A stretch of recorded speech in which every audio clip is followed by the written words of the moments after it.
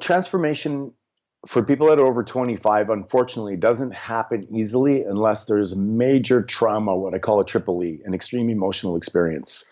If people are just going through their life and they're like, I want to stop drinking coffee, or I want to work out more, or I should call my mom more, that won't really change until they get a phone call that their mom now, has some disease that she's only got 2 years left. And all of a sudden, they're like, oh my God, I'm going to call mom every day. So there's something intense emotionally. We're too numb to the outcomes that we really truly want. We're not connected to them. So writing it down to me is an excellent step. Then you have to decide, what are you going to do with that? How are you going to shift it? How are you going to create it into a new habit? Welcome to Men of Abundance, the podcast for those looking to level up their lives by hanging out with some of the greatest leaders and established professionals in our community, living a life of integrity, honor, and the abundance mentality. Prepare to pay it forward with your host, former Army medic turned lifestyle entrepreneur, Wally Carmichael.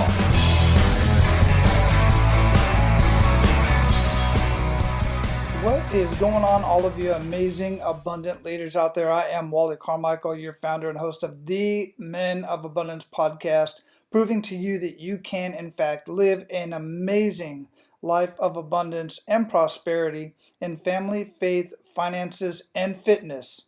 And I am so excited about what you're going to experience today. We are talking to yet another self-made millionaire. I absolutely love having conversations with these guys and guys that are at this level, not because of the money that they have acquired, but because of who they had to become along the way. I love to learn their journey that got them to where they are.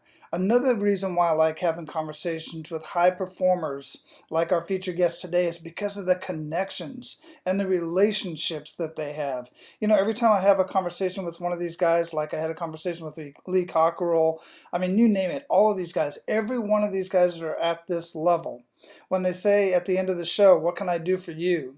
And I mention something like I want to get connected with a certain person or something else, whatever it is, they deliver literally within just a couple days, sometimes even a couple minutes. I had a conversation with Jesse Cole, who owns the Savannah Bananas out in Savannah, Georgia. And after the show, he said, who are the top 5 people you want to talk to? One of them was Lee Cockerell at the top of my list, who, if you don't know, Lee is the author of an amazing book called Creating Magic. And he's the former executive vice president of operations of Disney World Resort, which I think is just absolutely amazing. And you can check out my conversation with Lee on episode 199, so menofabundance.com/199. And you can check out my conversation with Jesse Cole, who introduced me to Lee. You can check out that conversation at episode 183, menofabundance.com/183. Anyway, every time I have a conversation with all of these guys, everybody, all the people that I have conversations with, because they're all high performers and they're all living a true life of abundance in their own right, I just get so fired up. I get so pumped up. I get re-energized. And I absolutely love it. The only thing that gets me more pumped up than having these conversations is hearing the feedback from you, the listener. And I love reading the reviews on iTunes or anywhere else that you can leave a review or leave a comment and share some feedback with me.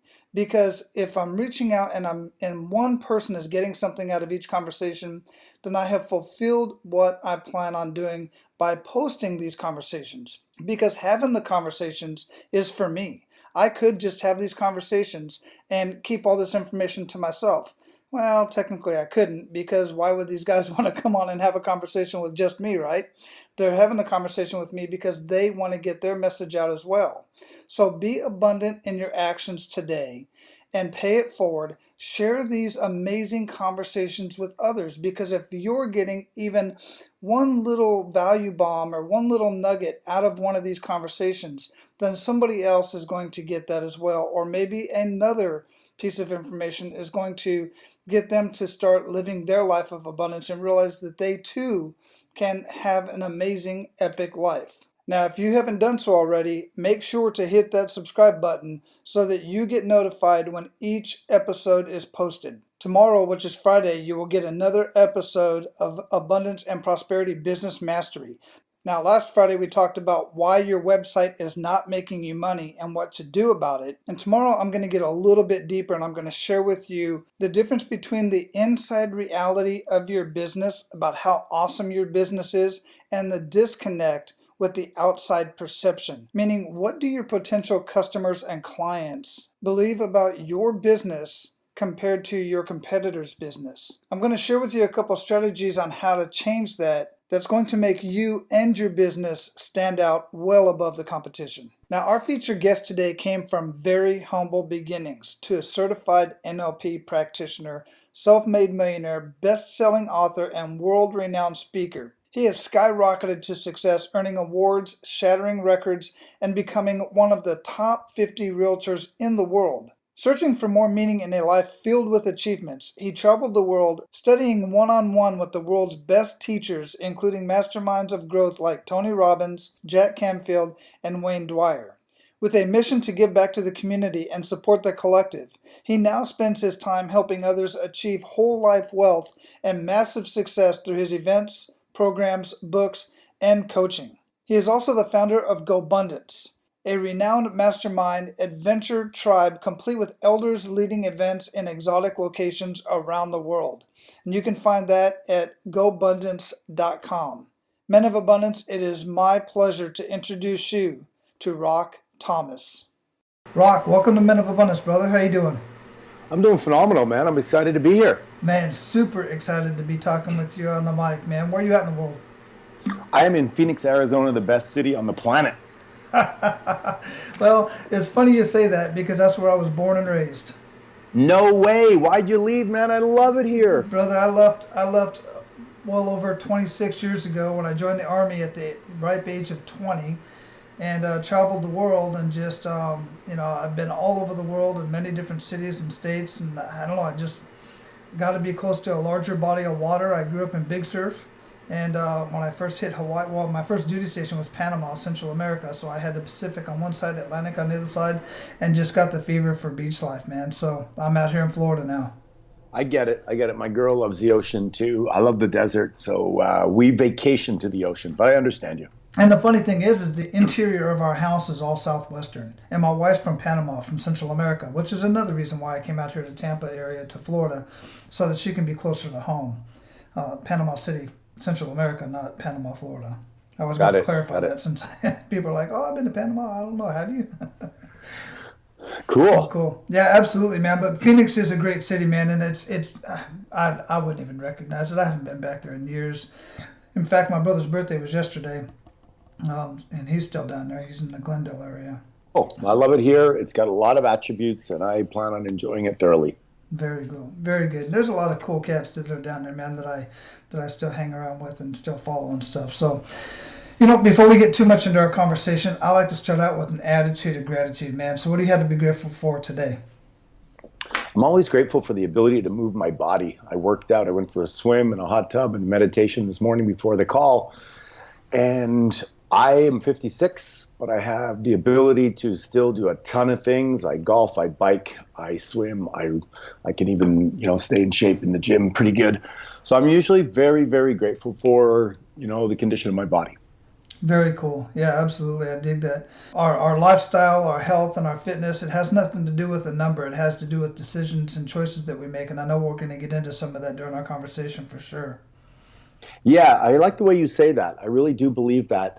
We have our mind, that we have decisions that form us. We have our body, the decisions that we make over time that form us. And then, of course, we have our spirit and the energy we put into that, as well as our relationships. And it's all based on those decisions that get you a result. And the compound effect of making bad decisions over and over, for most people, shows up in their 40s and 50s. And they're like, It's just so easy, though, to make those poor decisions, to be lazy in our thoughts and lazy in what we put in our mouth, and the reference of what we think is nutrition, and it's just right there at our fingertips, and everything is just so easy to do that. But then if you just take a little bit of effort, guys, and just shift that just a little bit, you're always talking to yourself anyway.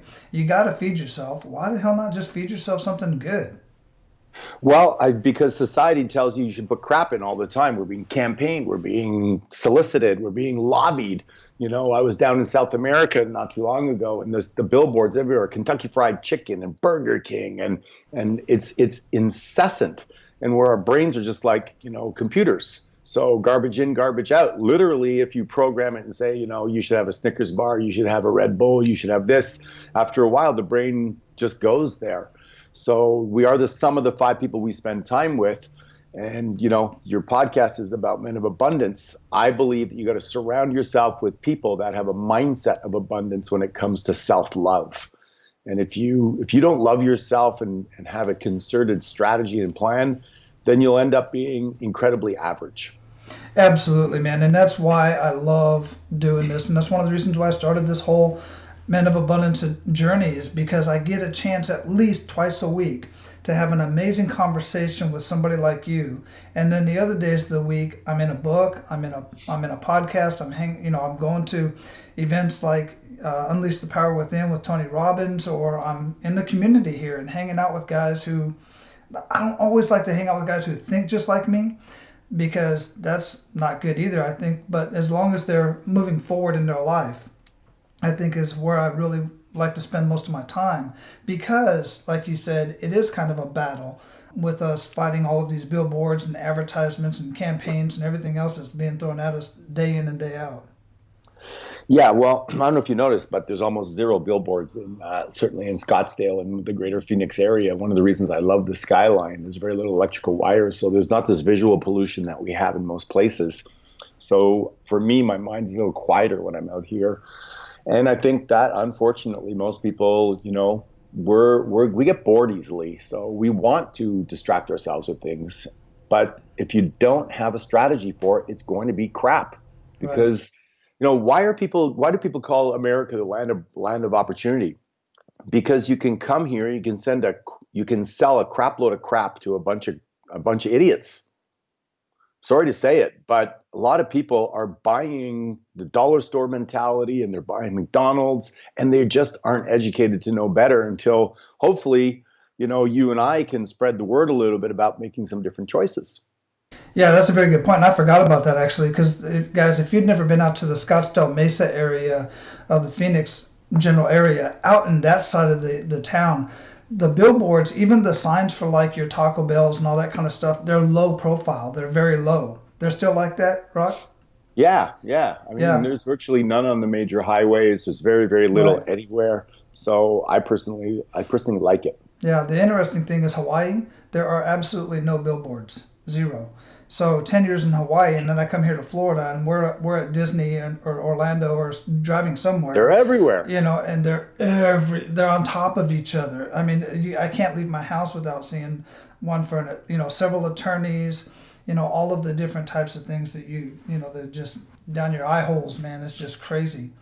Yeah, and think about that. Attorneys that are advertising saying, if you got screwed over by this person or screwed over by that person, come to me and we'll take advantage of them. There's no accountability or responsibility. It's like, how do you work the system to try to get back something when you slipped on a donut outside the front of a shop, get your $100,000? It's all geared toward lowest common denominator.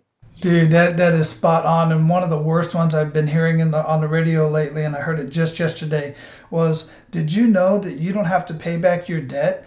Don't let the credit cards bully you into making you believe you have to pay back the money that you borrowed from them and their business, and you can get away scot-free and not have to pay your damn bills and be responsible for your own problems and whatever you got the money for. I'm like, are you freaking kidding me? Don't even have to file bankruptcy. I was like, what kind of freaking message is that sending, and where's the accountability? So that is why, Wally, I started a tribe called Go Abundance, a tribe of healthy, wealthy, generous men that choose to lead epic lives and don't apologize for being awesome. And one of the cornerstones of our tribe is extreme accountability. So we share our goals, we have a document for it, we talk about it, and then we hold each other accountable. And we realize that you can get a coach, which is great, awesome, better than none. But what we found was that positive peer pressure, like being in the military or, and you know this, and being on a football team, is you stand beside your brother. You don't want to let your brother down. So you step up, you take more action. And by putting yourself in that environment, we've seen people triple their results, lose weight. They've been trying to lose weight for decades, finally buy some passive income flowing opportunities and literally transform their life and have more choices around time freedom. And that's what I'm a proponent about, is how do you get your time back instead of 80% of the population are doing things they don't like. And yeah, they're making a living, so they feel like they're free. But listen, if you're chained to a desk 9 to 5, 5 days a week, doing something you don't like, driving through traffic to get there, are you really free? I don't think so. No, and I dig what you said there. And listen, guys, I talk about masterminds all the time. And getting into a tribe, physical tribe, is much better than an online tribe. But if all you can get is an online tribe, then do that. And here's one. I was a member of a tribe. It was just dads. It was fathers. And one of the leaders of one of the groups said, and within this group, we've had people increase their income, lose weight, get healthier, gain weight, if that was the case that they needed to do, get off alcohol, so on and so forth. And this group was not a weight loss group. It was not necessarily a get rich group. It was just a group of men who sit down and they have conversations and they hold each other accountable to their own damn goals. And it's just powerful to be able to get into those tribes. We had them hundreds of years ago. We've gotten away from it with the family unit. I'm not blaming the family unit for that. I'm just saying that society, the way it's developed and evolved, we've just gotten away from being amongst men of tribes, other than going to the bar or going to the gentleman's club, which I'm using in quotations, or some other destructive type of get together for guys. A lot of them down in Tampa. Yes, sir. Yeah. So it's just important to do that. Before we get too much further, I want to ask you, how would you describe yourself, Rock? Gifted, guided, grateful, powerful, passionate, playful, sexy, sensual, sensitive, happy, healthy, horny, and blessed. Yes. Not that you've ever thought about that. I love it, man. That is awesome. And that's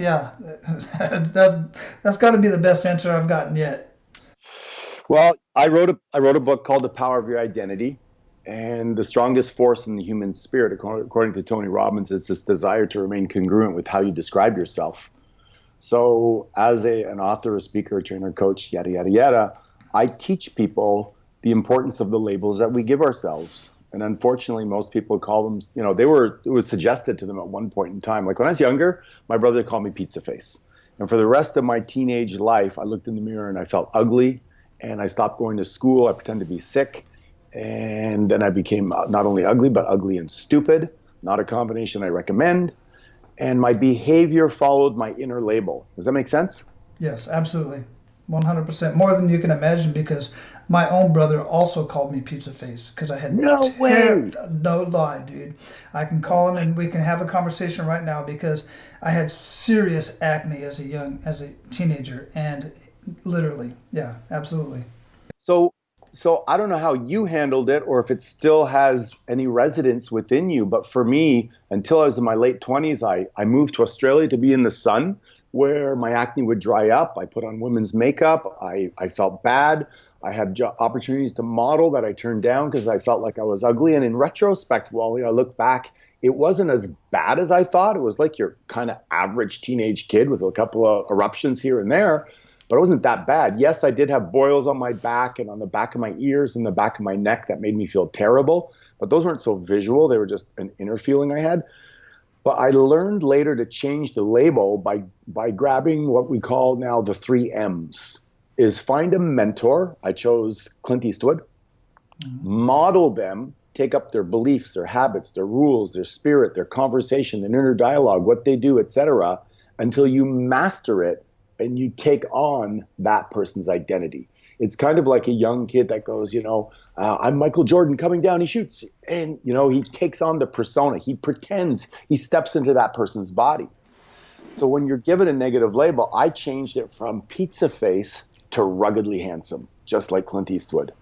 And I said over and over and over again, I'm ruggedly handsome, until my confidence went up and I was able to assume that, and I felt that I could relate to it because it was real. Yes, I still have some remnants of acne on my face, but my inner label changed. It's an inside job transformation. Yeah, it absolutely is. I'm just, I'm thinking back on that time. I was always a very very confident young man. I knew I didn't do good in school at all. That wasn't even an issue with me. It wasn't important to me, quite frankly. But when it came to physical appearance, I was always very conscious of my physical appearance and how I dressed, combed my hair, all this kind of stuff. And I just had good-looking girlfriends, so that kind of validated my thought process anyway. So I was like, "You're just jealous." Yeah, exactly. You looked for references to reaffirm your label. So a good-looking girlfriend, or you're confident, or people laughed at you. But this is the process of building your identity. So people that are struggling financially, they have a money blueprint around how they see money, how they relate to it, what their the ability is to create it, what their education is around it. So if people want to change something, I've learned that you've got to change the label. And often they're just suggestions from somebody else. You're shy, you're introverted, you're stupid, you're too small, you'll never amount to something. So you got to look at that and then upgrade it. Yeah, absolutely. Yeah, and sometimes just those little things that really do stick in your head, guys. You just think about it and it pops up in your head. When that pops up in your head, next time it does, and I'd like your feedback on this too, Rock, is write it down and then start, kind of working with that a little bit. What would you suggest in that regard? Well, transformation for people that are over 25, unfortunately, doesn't happen easily unless there's major trauma, what I call a triple E, an extreme emotional experience. Right. If people are just going through their life and they're like, I want to stop drinking coffee, or I want to work out more, or I should call my mom more, that won't really change until they get a phone call that their mom now, has some disease that she's only got 2 years left. And all of a sudden they're like, oh my God, I'm going to call mom every day. So there's something intense emotionally. We're too numb to the outcomes that we really truly want. We're not connected to them. So writing it down, to me, is an excellent step. Then you have to decide, what are you going to do with that? How are you going to shift it? How are you going to create it into a new habit? One of the things I like to do is when I first get up is do 57 push-ups. So I'm 56 years old, so I wake up, get dropped down on the floor, and I do 57 push-ups. Immediately creating the ability and belief that my body is still strong and capable. So write it down and then follow it with action, because action transforms. Intellectual knowledge doesn't transform. Yeah, knowledge is only potential power. Correct. Right, absolutely. One of the questions I like to ask all my guys, especially somebody who's just a high performer like you, as many of my conversations are, is, we get the idea that we look at somebody like you, we look at you where you're at now today and think, man, nothing ever went wrong in this guy's life other than his brother calling him pizza face. And I just know from experience that's absolutely not correct. So what I'd like to do is have you share a kick in the gut moment with us and really make us feel that. And then we'll get into what you learned from that and how you kind of remedied that, or did it transform your life? I have many of them, but I'll choose this one. Is I grew up on a farm and I went from working hard to working smart with the 3 M's. I found a mentor, I modeled them, and I mastered it. I became very good at real estate, even though I was crappy in my early 30s. And then I bought the company I was working for through my mentor. He mentored me to run the company. I ended up having 270 agents, selling $1 billion a year. And I did exactly what he did, is I sold it to one of my agents in my office for $4 million. A few years later, she defaulted on the mortgage, and I ended up having to settle on $800,000. I lost approximately $1.8 million. That, my friend, was a serious kick in the gut. I was virtually traumatized. My inner dialogue was how does this happen? I could go into the details of the way she feigned bankruptcy and planned this for 6 months and didn't pay the rent and different things that forced me not to take it over because of the liabilities my lawyers told me about taking the shares back. Even I had control on that. But the bottom line is I made a decision to move forward after that. In one of my books, I talk about the ability to reframe things, which is absolutely crucial and is what the champions do. When a bad call goes against Federer, he's already preset himself that I can win a match even if the calls go against me, because I'm so determined to exploit my gifts and be the best that I can. I'm not going to let that get me down for a second. So when I owned the building she was in.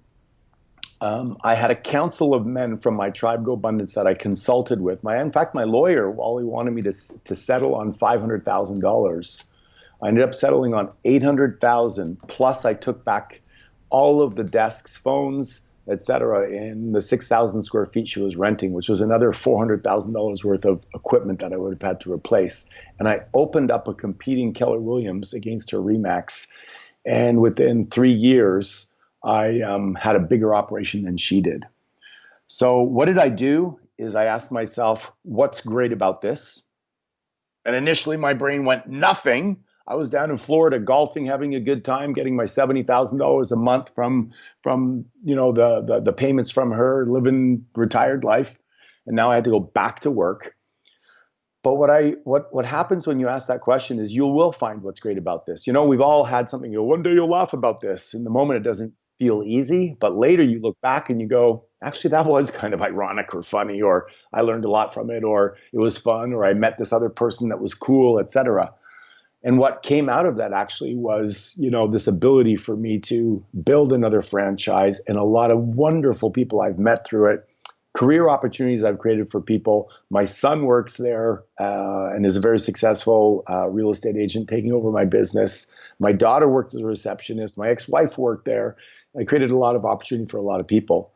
So what I do when things go sideways, ask what's great about this, reframe, look for the silver lining, and move forward.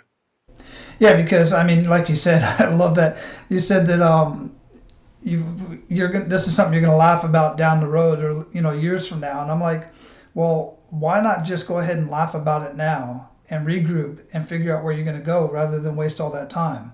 And that's basically what you're doing in my mind is, yeah, this sucks, but what are we learning from this? How can we move forward and just become a better business, better man, better community, so on and so forth? And I just love that whole idea.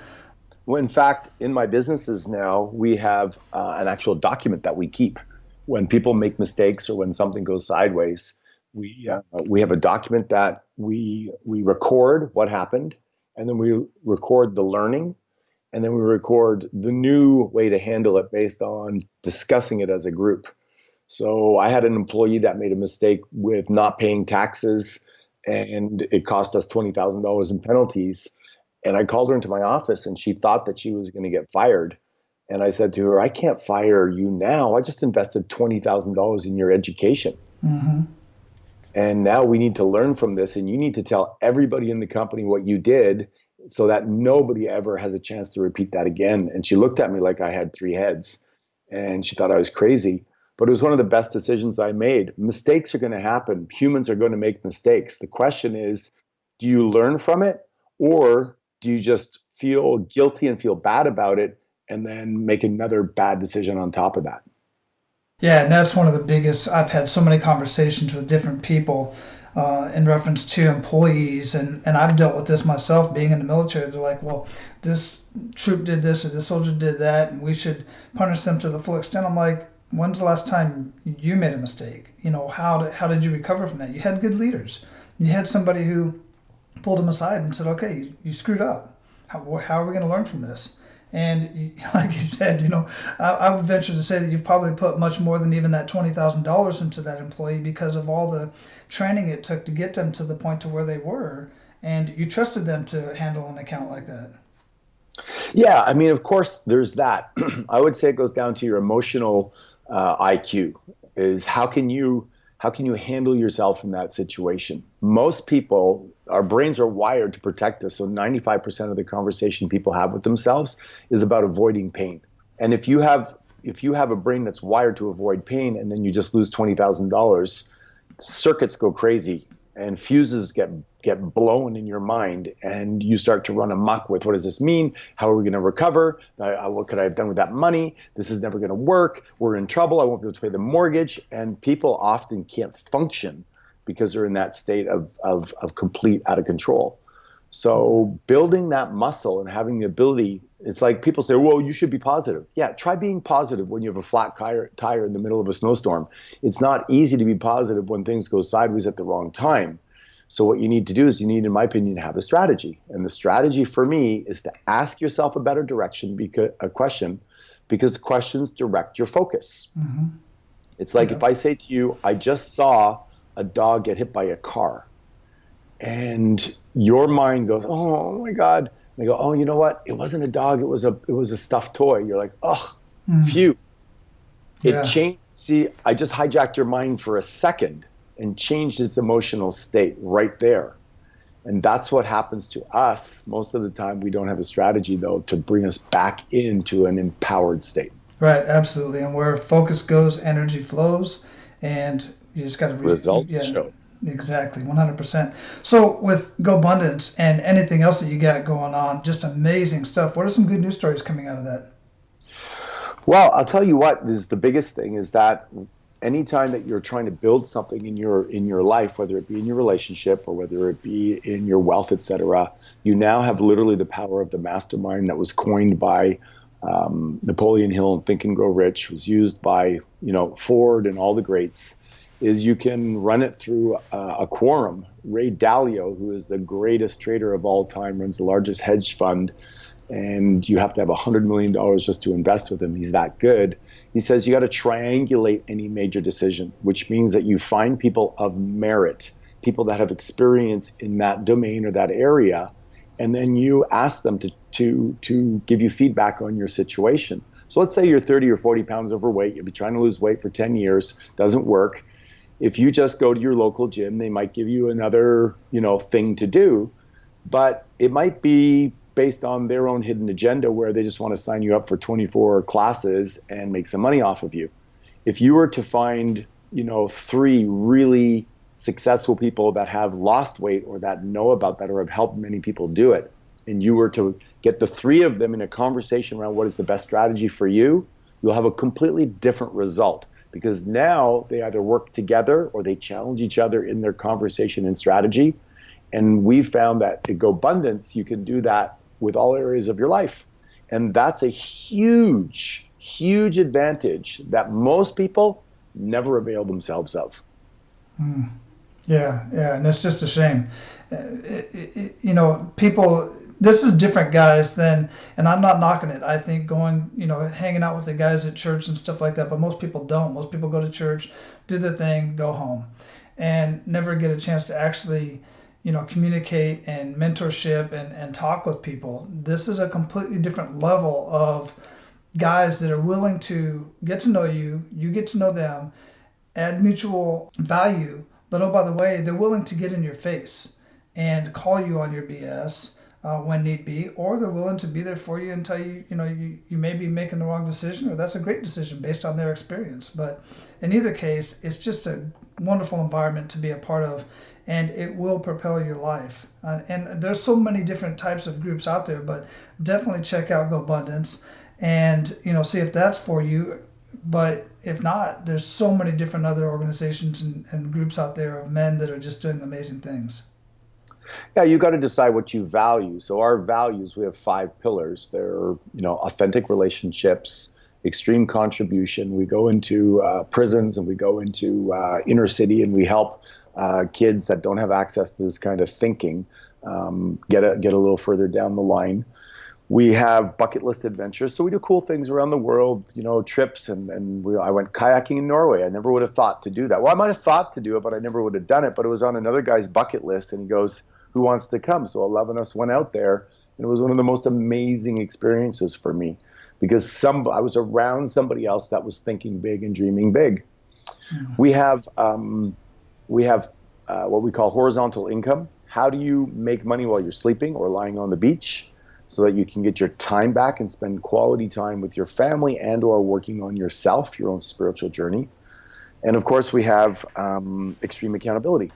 So if you say you're going to do something, you better do it, or somebody's going to call you out, not because they want to be a dick, but because they care so much. If you and I set goals together, Wally, and I don't hold you accountable or support, encourage, and challenge you, then I'm not much of a friend.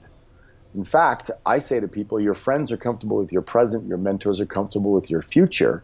And it's better to have a few mentors in your life that say, hey, Wally, I see you as this, and now I'm going to challenge you to step into it, so that you're invigorated to do that. And you being a military guy, I think you know the power of being around other people that challenge you. A lot of guys out there, and I'm just thinking about this, and you were saying that they have that uncle or that brother or whoever in their life that says, how's that thing working out for you? kind of like a condescending type of voice, and Yeah, I yeah. expected you not and so that's why so many guys are afraid to put their goals and dreams out there to other people, because they're afraid of that happening again. And that's a terrible feeling, especially when those of us who are moving forward and we set a goal. Even if we reach the goal, being on the way to that goal is good enough for us. I mean, because we're making progress, and that's where happiness comes from. But a lot of people, they just don't have those dreams, so that when they see that you didn't reach that goal, you're a failure. And that's the way they see you, and that's the way they want to make you feel. So let's unpack that. So people want to belong, they want to matter, and they want to have a sense of making a difference, right? Mm-hmm. And if you're striving and you're moving ahead in your life and you're building an empire, you're growing, you're creating wealth, you're in a great relationship, etc., and you're leaving them behind, they have two choices: step up, catch up to you, or pull you back.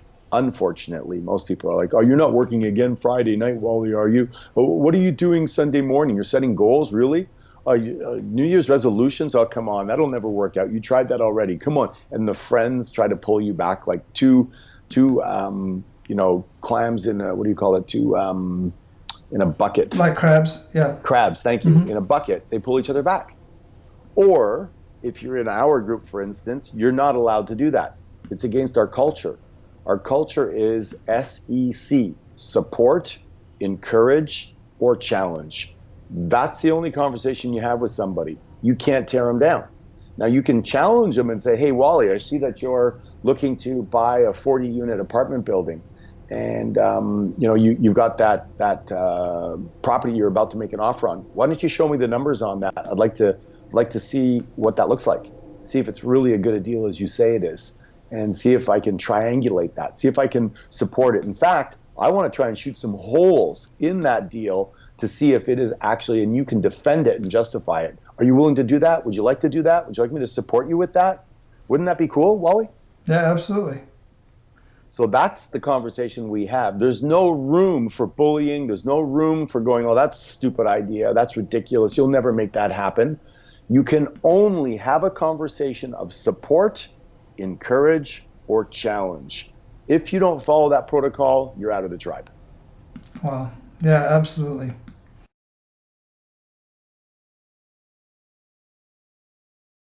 Point where we are going to pay it forward to our abundant leaders. Ready to do that? Yeah, let's do it. Excellent. So share 1 to 3 actionable steps that men of abundance can take today. Well, I'd say number 1 is find a mentor. I can't emphasize that enough. Find somebody who you admire and respect in an area of your life that you desire to move toward. So that's number 1, whatever it is. People say, well, where do you find them? I go to events. I hired Tony Robbins as a personal coach. I wanted to hang around him. And he says, well, if you want to hang around me, then you can join my mastermind group. It'll cost you $100,000. So I said, okay. And I came up with $100,000, and I got to spend personal one-on-one time with him. Now I'm a Tony Robbins trainer, have been for 17 years. I've done 73 of his events. One decision to make a choice to hang around one person impacted my life long term. So that's number 1.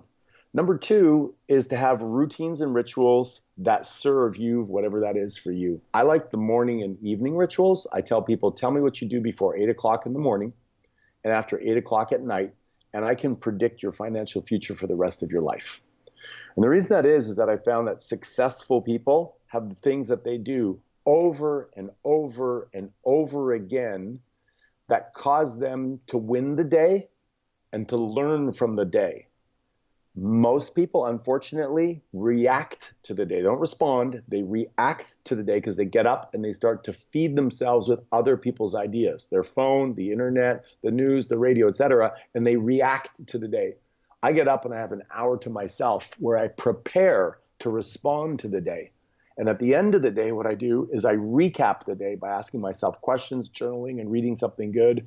I go to bed around 9 o'clock most evenings, and for an hour, I recap the day. What did I do? Where was I successful? What did I love about the day? Where was I a rock star? What can I learn from it? How could I have done it better, etc.? So I would say that's number 2. And number 3 is I would say find a way, if you can't get in the proximity of your mentor, to feed your mind throughout the day, whether it's having your phone go off every hour, 2, 3, 4, and do 3 deep breaths and have a moment of gratitude, or whether it's listening to a podcast like this or other great podcasts that you do on a continual basis, feed your mind something that nourishes it for you to be epic, for you to be outside of your comfort zone. There's a book called The Rise of Superman where they talk about these people that do these extreme sports like base jumping and skateboarding over the China Wall and things like that. And they do it because of the what we call the adrenaline high, and they get anandamide and norepinephrine and different dopamine kind of drugs or chemicals or whatever you want to call hormones in our body excreted that makes us feel what? Fully alive. It's that addiction to that fully alive feeling.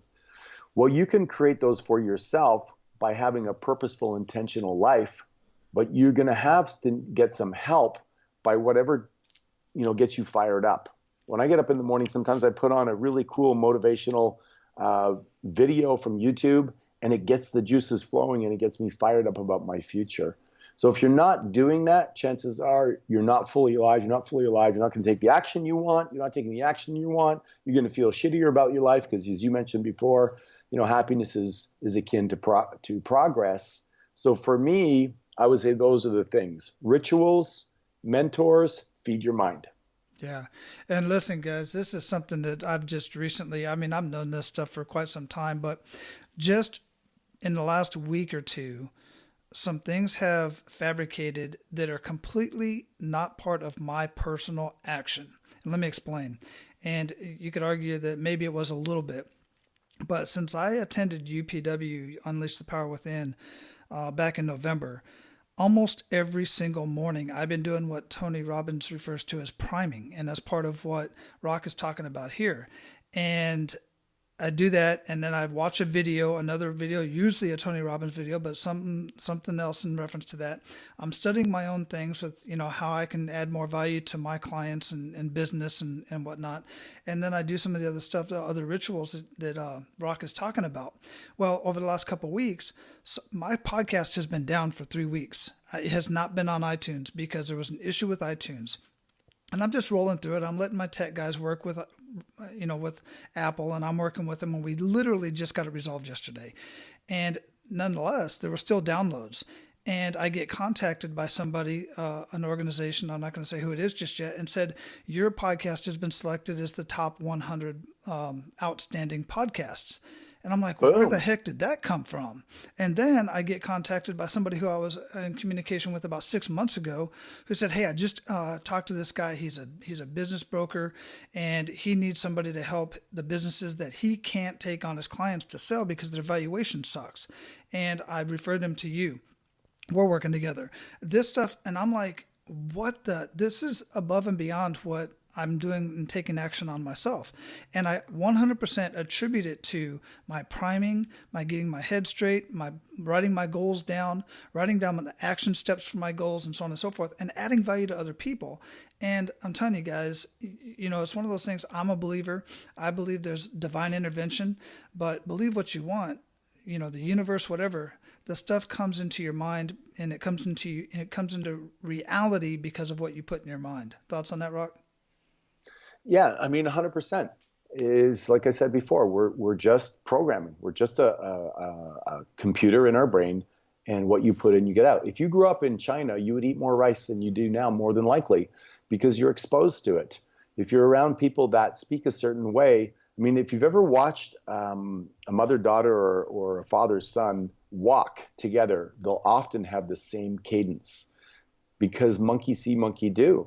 Mm-hmm. So if that's the case, we learned how to speak from our parents. If you grew up in the South, you probably have a little drawl, and it's just, people are funny as they think, we tell kids don't hang out with those people because they're a bad what?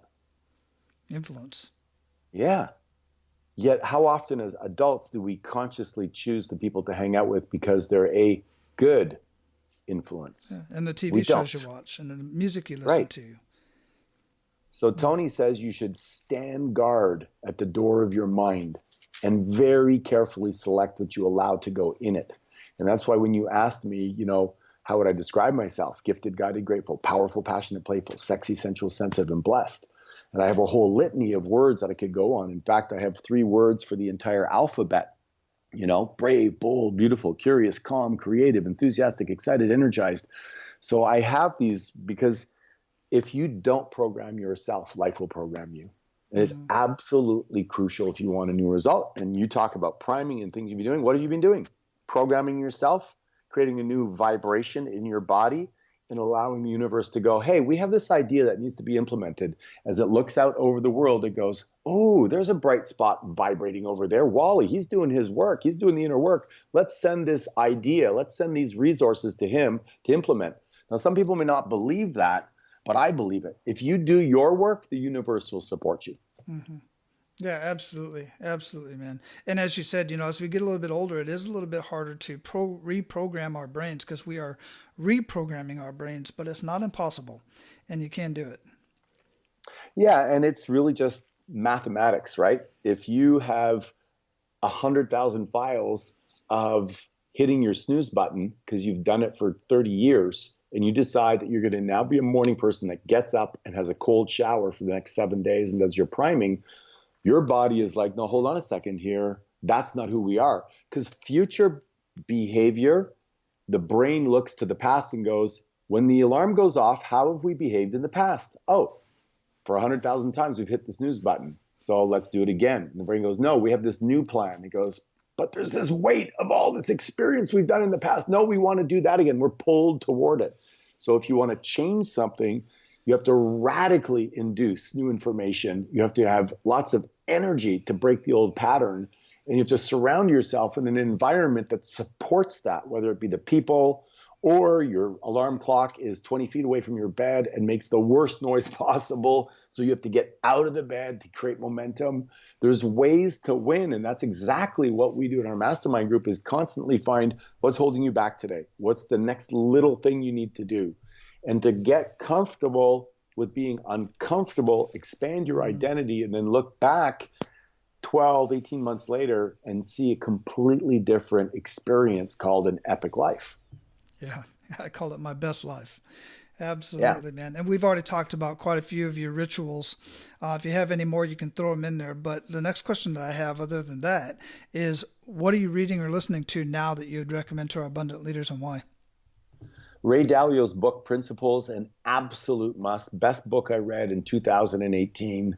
The guy is brilliant. It's a big book. It's 19 hours on Audible. However, he speaks slowly, so I listen to it at 1.75 so you can get through it quicker. Depending on whether you're individual or business, the last third of the book is for running your business. The first third is for running your personal life. And I would highly recommend it because it's got some strategies in there that he's utilized to run the best hedge fund on planet Earth. And it's very, very practical. So I'd say that, and then I'll just add another one in there because I like to go the other side too, more on a spiritual, is in the vein of letting go. I think a lot of people hold on to the past. They feel guilty. They have regrets. They're pissed off at people. So a book called Letting Go by Dr. Hawkins is really good.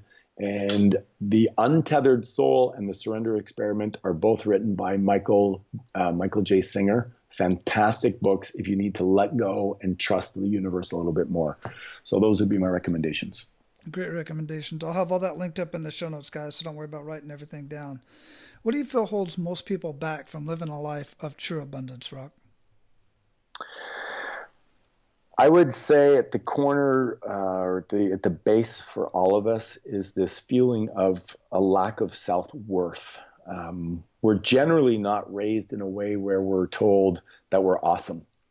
If you look at any great athlete, the coach has one job, and I've studied many of them, that their job as a coach is to reaffirm to the player. Let's say you're being coached as a tennis player or a basketball player. The coach, what they do is they constantly, great shot, LeBron, great shot. That was awesome, even though he misses it. Watch a basketball player after he does a free throw. What happens right after? He gets a high five or a low five. Everybody around him, we love you. You're cool. You got this. Next shot up. Delete the past. I've worked with Olympic athletes or volleyball players. They actually celebrate when they miss a shot because they go, next shot's going to be better. They don't give themselves a second to go into I'm worthless, I let my team down, I'm nothing, I'm bad. They're constantly reaffirming you're awesome, you're great, good job, it's okay, move on, reset, go, now's the moment, now's the point. And I think people don't have a method to do that. They're not surrounded by great people. Obviously, you can't afford necessarily a coach that would coach somebody at Federer's level at $1 million a year or whatever. But it's that lack of self-worth and lack of a system to remind yourself just to step through it. Make mistakes, fail fast, get over it, move forward, think big, play big, all in that vein. I mean, I could go on for a long time, but it's around that. And essentially, I'd say the greatest thing I did for myself, other than hire Tony as a personal coach, is to be part of a group of people that provide me with that environment of support, encourage, and challenge, so I can remind myself that I get to step up. Absolutely. Man, love it. So what does living a life of abundance mean to you? Well, I think it's a few things. One is winning the money game, because whether you like it or not, we live in a materialistic world, and you're lying if you say you don't love money. You're probably broke if you say that anyway. But money is choices to me. Money is energy. Money is bringing value to the world. So first of all, figure out how to win the money game. I'm very good at it. I have 36 streams of income, and I help people do that. You have a money blueprint, a connection with money, and you got to spend some time learning how to master that. Once you've done that, you have time freedom. You can do all the things that you really value. So health is a big one for me. I spend about 4 hours a day exercising, moving my body. I think that a life where you get to be as healthy as you can, I've got some friends I got a buddy of mine who's in our tribe that's born with no legs and only one arm and one finger on his hand. He snowboards, he water surfs, he does all kinds of cool stuff. He'll be at our event next week, skiing and snowboarding. So it's not just your physical capability, because some people are born that way. It's about the choice to do what you can with what you've been given. And the last thing I'd say, and maybe the most important thing, is your ability to have quality, authentic relationships. Most people are so busy trying to look good and be right that they miss their life. It's more about being authentic, vulnerable, and real, and discussing the things that are on your mind, and letting other people support, encourage, and challenge you to be the best version of yourself. So those are some of the things that, to me, I subscribe to have an epic life. Absolutely love it, man. Well, we are definitely going to have rockthomas.com linked up in the show notes. But before I let you go, what did we not talk about that you want to ensure our abundant leaders get out of our conversation today, Rock? Well, I would say two things. I was interviewing Robert Herjavec from Shark Tank at one of our events about 18 months ago. And I, of course, asked them what are the big things they learn. And one of the things he said is that he wishes he thought bigger. So I thought, if somebody like him, who's worth about $250 million, he's on Shark Tank, very successful show, very charismatic man, very successful in his own personal securities business. If he thinks he's not thinking big enough, there's a chance some of us aren't thinking big enough. So I'd say to everybody, think bigger. 10X is a fancy phrase going around these days. Think way bigger. You think you can't write a book? Start writing a chapter. I'm dyslexic. I'm not a very good speller, and I've written 3 books. So think bigger. On the other side of that coin, I would say you don't get to do your passion until you pay your bills. So many people are in debt from student loans or from bad decisions, and they're relying on other people. You talked about it in the show about you don't have to pay your debt, don't have to take responsibility. Robert Herjavec said that you don't get to do your passion until you pay your bills. If you're sitting in your parents' basement and you're living off of them and you're not putting food on the table and roof over your head, I think you're doing yourself a disservice. Self-esteem comes from doing things that are difficult. At least have the self-dignity to pay for your own food and a roof over your head if you're at all possible. Maybe you're going through a super rough patch, you're going through a divorce and you need help from your parents. That's cool. Just don't live there the whole time. Think super big, but be humble. Take care of yourself so you're not a burden on the people around you. Wonderful. Absolutely love that, man. Thanks for sharing that. And thanks for that message. Thanks for the amazing conversation. Really dig it, and just go out, live your life of abundance. Keep paying it forward, because you are making a huge difference, and I look forward to hanging out with you much more in the future. It's been a pleasure. Thank you. Appreciate it, Wally. All right, guys, so your action steps today is to, 1, be abundant in your actions today. Pay it forward. Share this conversation and others with men of abundance. Make sure you leave a rating and review in iTunes and subscribe so that you get notified for each and every episode. You don't want to miss a single one of them. You're going to get something out of every one of these conversations. I know I do. And make sure that you find a mastermind to get into. Hang around other high achievers, like those you find at GoBundance, and get connected with Rock Thomas. You can even get connected with us on our closed Facebook group for men only at menofabundance.com and just go to the members tab. Request access to our Facebook group there. At the very least, connect with men in your community, in your vocation, or in whatever groups that you want to get into that are healthy and productive for family life. If you can't find a mastermind, start one of your own. Now, go out and live your life of abundance and make sure to pay it forward. That's all for today, Abundance Leaders. For more about our guests and the powerful information we shared with you today, be sure to sign up for our mailing list at menofabundance.com. We appreciate your time and look forward to hanging out with you on our next episode. So until then, be sure to pay it forward and live your life of abundance.